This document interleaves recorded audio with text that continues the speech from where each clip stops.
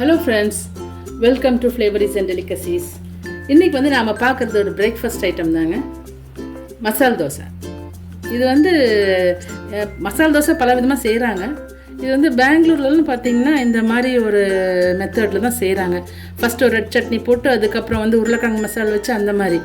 So இன்றைக்கி நான் செய்ய போகிறது அந்த ஒரு மெத்தட் தாங்க. நம்ம எல்லாருமே ரொம்ப விரும்பி சாப்பிட்ற விஷயம் தான் இந்த மசால் தோசை. ஹோட்டலுக்கு போனாலும் அதிகமாக ஆர்டர் கொடுக்குறது மசால் தோசை தாங்க. ஸோ இதுக்கு ஃபஸ்ட்டு பார்த்திங்கன்னா அந்த ரெட் சட்னி சொல்லியிருந்தேன் இல்லைங்களா, அதுக்கு வந்து அரைக்க வேண்டியது இருக்குது. கொஞ்சம் ஒரு 1/4 டீஸ்பூனுக்கும் கம்மியாக ஜீரகம், ஒரு 5-6 பூண்டு, அப்புறம் பூண்டு ஒரு 5-6 பூண்டுங்க, வெங்காயம் நல்லா பெரிய வெங்காயம் ஒன்று,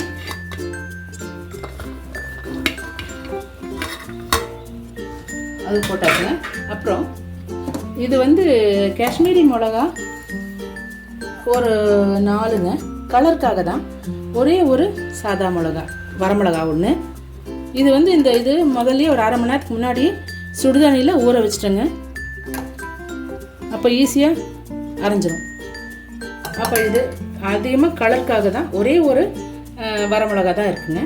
கொஞ்சம் பொட்டுக்கடலை, இதுக்கு தேவையான உப்பு, அப்புறம் ஒரு சின்ன பீஸ் புளிங்க. இப்போ இதெல்லாம் சேர்த்து அரைக்கணும். அரைக்கிறதுக்கு நாம் இந்த மிளகாய் ஊற வச்ச அந்த தண்ணியையும் யூஸ் பண்ணிக்கலாங்க. ரொம்பவும் தண்ணியாட்டம் இல்லாமல் கொஞ்சம் கெட்டியாகவே அரைக்கணும். அப்போ தான் ஸ்ப்ரெட் பண்ண முடியும். அதனால் வந்து கொஞ்சம் கெட்டியாக அரைக்கணும். அதிகமாக தண்ணி ஊற்ற வேண்டாம். அரைச்சிட்டு வந்துடலாங்க. இப்போ வந்துங்க அரைச்சிட்டு வந்தாச்சுங்க. இதில் இப்போ 1 டீஸ்பூன் தேங்காய் போட்டு அரைச்சிட்டு வந்துடலாங்க. இப்போ இது அரைச்சாச்சுங்க. இது இப்போ ஒரு கப்புக்கு மாற்றிடலாங்க. இப்போ இதை அரைச்சிட்டு வந்தாச்சுங்க. நான் வந்து இப்போ கப்பில் ஆக்கி வச்சுருக்கேன். இனி வந்து அடுத்தது வந்து உருளைக்கிழங்கு மசாலா செய்யணுங்க. இப்போ வந்து நம்ம அந்த மசால் தோசைக்கு நடுவில் வைக்கிற அந்த மசாலா, உருளைக்கிழங்கு மசாலாக்கு உண்டான இன்க்ரீடியன்ஸ் தான் இதுங்க. இது 3 பெரிய உருளைக்கிழங்கு நல்லா வேக வைக்கணுங்க. வேக வச்சு எடுத்து வச்சுருக்கேன். கொத்தமல்லி தழை, இது கருவேப்பிலை, இது வந்து சின்னதாக 2 வெங்காயங்க. ரொம்ப பெருசாக இருந்தால் 1 போதும். இது கொஞ்சம் மீடியமாக இருந்ததுனால 2, பச்சை மிளகா 1, இது இஞ்சிங்க பொடி பொடியாக நறுக்கி வைக்கணும். பச்சை மிளகா 1 போதும். ரொம்ப காரமாக இருக்கும் குழந்தைங்களுக்கெல்லாம், அதனால் 1 தான் எடுத்தேன். அப்புறம் உப்பு, மஞ்சத்தூள், அவ்வளோதாங்க. தாளிச்சிடலாங்க. இப்போ கடாய் வச்சாச்சுங்க ஸ்டவ்வில். அதுக்கு இப்போ தேவையான கொஞ்சம் எண்ணெய் ஊற்றிக்கலாம். நான் கடலில் தான் யூஸ் பண்ணியிருக்காங்க. நீங்கள் பொதுவாக எப்போவுமே சமையலுக்கு யூஸ் பண்ணுற எண்ணெய் யூஸ் பண்ணிக்கங்க. இதில் முதல்ல கொஞ்சம் கடுகுங்க,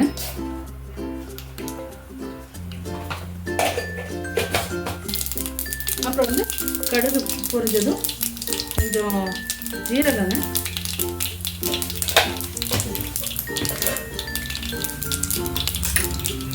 அதுக்கப்புறம் நம்ம சின்னதாக கட் பண்ணி வச்சுருக்கிற இஞ்சி போட்டுக்கலாம். பச்சை மிளகா,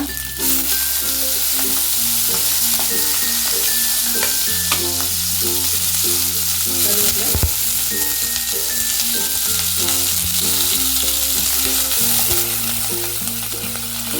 வெங்காயம் போட்டுக்கலாம். சில இந்த வெங்காயம் போடுறது இல்லைங்க இந்த மசாலா தோசைக்கு. ஆனால் நான் வந்து வெங்காயம் போட்டு தான் எப்பவுமே செய்வேன். வெங்காயம் வந்து ரொம்ப ப்ரௌனெல்லாம் ஆக வேண்டாங்க. வெந்தால் போதும். ஒரு மாதிரி கண்ணாடி பதம் வந்துட்டால் போதும். இது வந்து தண்ணி ஊற்றி ரொம்ப லிக்விடாக வர வேண்டாம். ஏன்னா அது மேலே வந்து நாம் வந்து ஸ்ப்ரெட் பண்ணணும் இல்லைங்களா தோசை மேலே. அதனால் ரொம்ப தண்ணி ஊற்றி லூஸாக ஆக்க வேண்டாம்.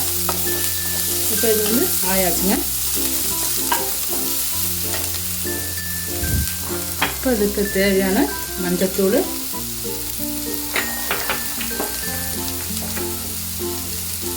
உப்பு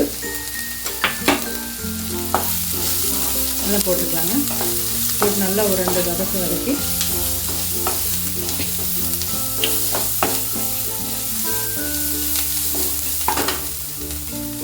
உருளைக்கிழங்கு இதில் சேர்த்துக்கலாங்க.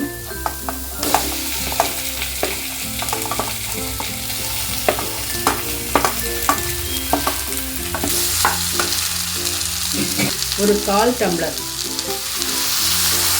தண்ணி சேர்த்துக்கலாங்க. ரொம்ப கெட்டியாக இருக்கும். கொஞ்ச நேரம் இது வேகிறதுக்கு ஒன்றும் இல்லை, கொஞ்சம் நேரம் வத்தட்டுங்க. தண்ணி சுண்டுனதுக்கப்புறம் ஆஃப் பண்ணிடலாம். கொஞ்சம் கொத்தமல்லி தழை போட்டு ஃபினிஷ் பண்ணிடலாம்.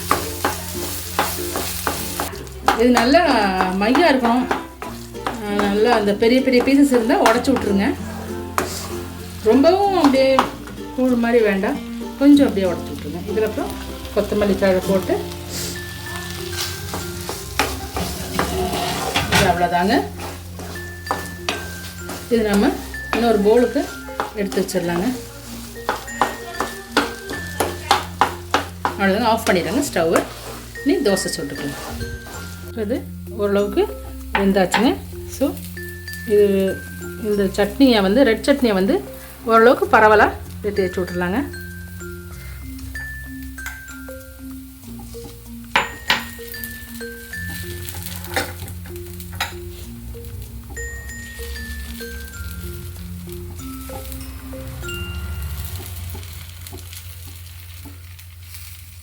நல்லா அப்படியே ஸ்ப்ரெட் பண்ணி விட்டு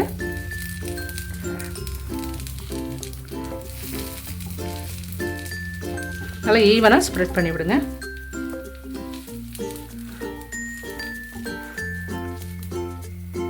அப்புறம் இந்த உருளைக்கிழங்கு மசாலா அப்படி வச்சு ரொம்ப கடைசி வரைக்கும் ஸ்ப்ரெட் பண்ணணுன்ட்டு இல்லை.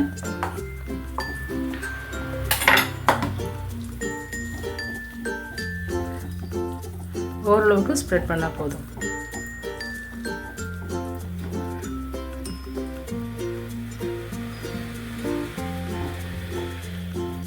இது போதுங்க.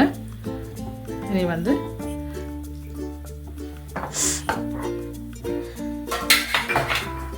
திருப்பி போட்டுக்கலாங்க.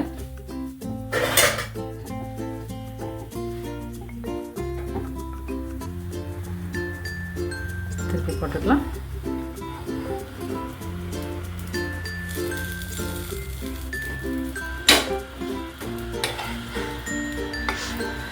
அவ்வளோதாங்க. நம்ம மசால் தோசை ரெடி. இப்போ நம்ம மசால் தோசை ரெடிங்க. நல்லா சூப்பராக வந்திருக்குங்க. நல்லா டேஸ்ட்டாகவும் இருக்குது. இது பொட்டேட்டோ மசாலாவோடையும் சட்னியோடு தேங்காய் சட்னியோடையும் சர்வ் பண்ணுங்கள். ரொம்பவே நல்ல காம்போ. நீங்களும் இதே மாதிரி செஞ்சு பாருங்கள். இதே மெத்தடில் செஞ்சு பாருங்கள், நல்லா வருங்க. உங்களுக்கு இந்த வீடியோ பிடிச்சிருந்தா லைக் பண்ணுங்கள், ஷேர் பண்ணுங்கள், கண்டிப்பாக சப்ஸ்கிரைபும் பண்ணுங்கள். தேங்க்யூ ஃபார் வாட்சிங். அடுத்த வீடியோவில் பார்க்கலாம்.